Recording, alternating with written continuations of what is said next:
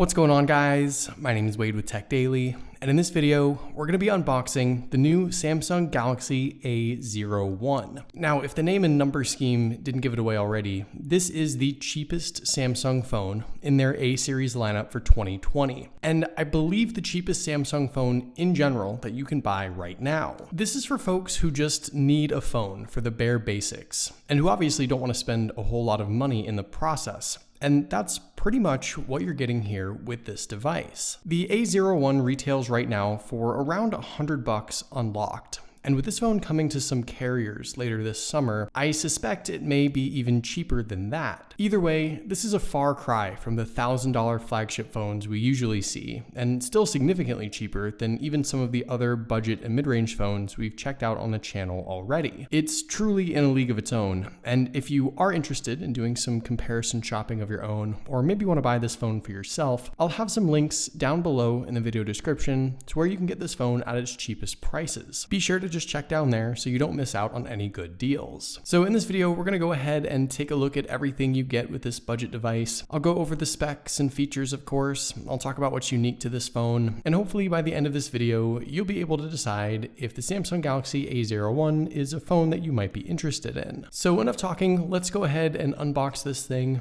And just a quick side note right off the bat, the box and packaging here are styled the same way as all of the other A series phones in the lineup, which is kind of nice. Sliding off the cover, the first thing we see is a small packet of paperwork. There's nothing too exciting here, just some warranty info and instructions. The only important thing to mention is that unlike a couple of the other A series devices for 2020, the A01 does not ship with any clear case included. Underneath all that stuff is the phone itself, and we'll put it to the side for just a second to take a look at what else comes inside the package. Now, digging a little deeper inside the box, at the very bottom underneath everything is the included SIM ejector tool. Also included is the standard 15-watt USB Samsung wall charger, along with a USB-A to micro USB charging cable, so no USB-C with this phone. And the last thing thrown in here to complete the package are a pair of Samsung earbuds. So here is the Samsung Galaxy A01, and you can see that I went with the red color, which is super nice, but this phone also comes in black or blue as well, so you have a couple other options to choose from if you'd like. Obviously, at first glance, I think the thing that stands out most is just how small this device is. The A01 is a 5.7-inch phone, which I guess in general isn't that tiny, but when compared to the rest of the A series lineup, for example, you can really see the size difference. Granted, these phones, like the A11 all the way up to the A71, they're all kind of the same size. There's not that much that differentiates them, just a few millimeters here or there, so you're not really getting much choice. But if you are wanting a smaller device, the A01 is technically, I guess, your only option right now with this lineup. Even just going one step up on the scale to the A11, for example, is a pretty big size difference. And by the way, I will have a dedicated video comparing these phones, but I just wanted to give you a quick look at how they stack up. The small size of the A01 means that it's a pretty comfortable phone in the hand, which is great. One-handed use is particularly comfortable. Now, I personally don't find any like 6-inch device, for example, to be too tough for me, but this is a nice change, and I know for a lot of other folks, it's the size that's really a big selling point with this phone. Taking a look around at everything else, I think while it's obvious this is a modern Samsung device, there are a couple of things that make this phone look and feel like a budget device. The housing on the A01 is an all-plastic build, just like the rest of the A series phones, but rather than a shiny glass stick with color-changing effects, you just get a plain matte finish. Honestly though, it still feels pretty nice. It's not like a cheap-feeling plastic, it's very solid, and I don't really have any complaints. Up front with the screen, we've got what Samsung calls their Infinity V display. This is sort of like the teardrop notch, but a little wider, and obviously we've got some sizable bezels all the way around, especially towards the bottom. While there's no camera cutout or corner-to-corner display, I think things still look okay for the most part. The design is on par with anything released in 2020 that retails for under, say, $250, I think, and it's sort of what you should expect at this price point. In regards to what else this phone has, of course, on the left side, you'll find the volume buttons. On the right is the SIM and SD card tray, as well as the power button. On the top left is the headphone jack, which is nice to see. On the bottom, there's just the micro USB port and microphone hole. And around back, you'll notice a dual lens camera setup on top, and a fairly small single external speaker cutout on the bottom left corner. Now, one thing you actually won't find on this phone is a fingerprint sensor, which is sort of surprising. I mainly expected one around back, I guess, but the A01 does support face unlock, which is nice, and it's actually not bad. Certainly not the fastest, but good enough, and it's still convenient having one more option to unlock the phone at least, if you want to utilize it. Now, I do want to talk about the little speaker and the camera setup, of course, but first, let's go over what all is going on with the screen. The 5.7-inch display on the A01 is a 1520 by 720 resolution PLS TFT panel, which is sort of Samsung's version of LCD, and it packs around 301 pixels per inch, coupled with a lower resolution and noticeable black bezels all around. This is a budget display from top to bottom, so you kind of have to keep your expectations in check. Yeah, you can pick out the pixels, and no, it's not the brightest or most colorful screen to look at, but honestly, it's still not bad. Keep in mind, this is for folks who already have a budget device and are looking to upgrade, or maybe just need something cheap and simple to use as a secondary device or a work phone. This isn't for flagship-loving tech nerds who analyze every color and every pixel from every angle. The viewing experience here is more than good enough, and I might even argue that it's great, since this is literally a $100 phone. You can't beat it for the price. And everything in the tech world nowadays is really good anyway,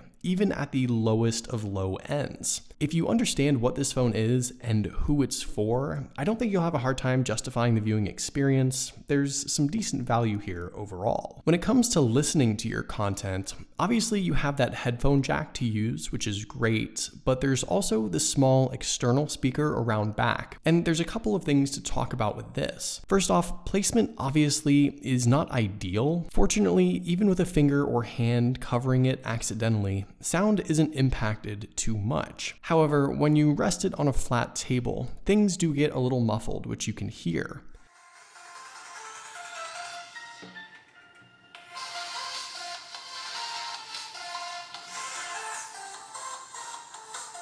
Now, in general, I think the speaker itself is actually pretty good considering what it is. I just don't think the placement was an ideal choice. Inside, this phone is powered by the Qualcomm Snapdragon 439 processor, paired with the Adreno 505 GPU and 2 gigs of RAM. You can choose either 16 or 32 gigabytes of internal storage, but that doesn't matter too much because, like I mentioned earlier, you've got an SD card to add more storage if you need to. Now, I actually don't think the internal specs here are too terrible, but there's two things in particular I want to talk about. First off, the A01 ships with Android 10 and One UI 2 out of the box. That's actually something a lot of people were surprised by, myself included, since even some higher priced A-series phones that were released late last year still don't yet have the Android 10 update, yet this $100 device does. The second thing that caught me off guard was actually just how good the overall performance was, at least right out of the box. I guess maybe it's my fault for not having too high of expectations, but this phone is smooth and relatively quick. I actually feel like it even performs better than the A11, honestly, and I didn't notice any hiccups or glitches when I was messing around with it. I think the Snapdragon 439 was a good choice. 2 gigs of RAM means that gaming is not going to be ideal on this phone, but if all you're doing is texting, emailing, web browsing, and consuming some content, I don't think you're going to have any problems. I'm definitely going to put this phone to the test in the coming days to see how it performs with more and more apps. But like I said, at least initially here, this phone surprised me with its performance. Powering this guy is a pretty respectable 3000 milliamp battery inside. The thing to keep in mind here is that while the battery isn't pushing the limits on capacity,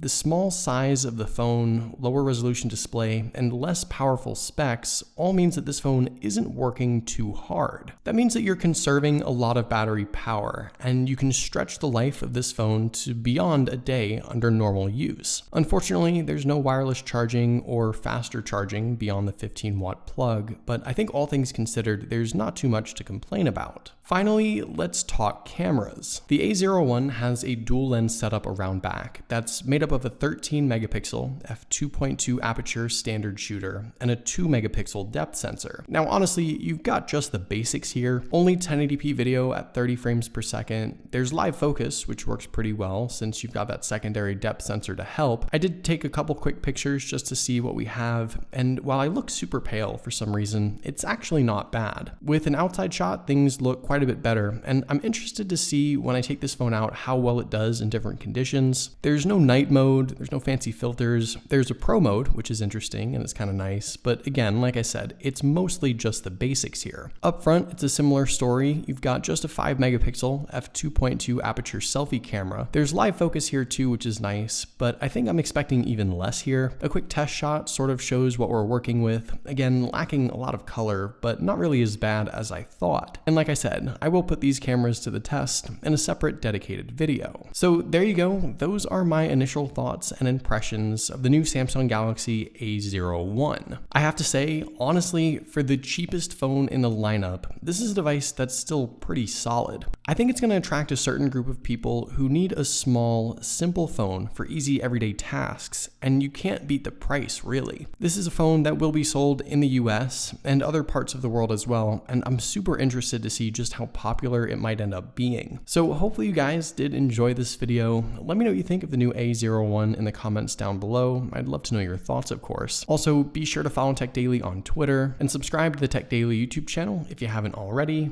and I'll see you guys later.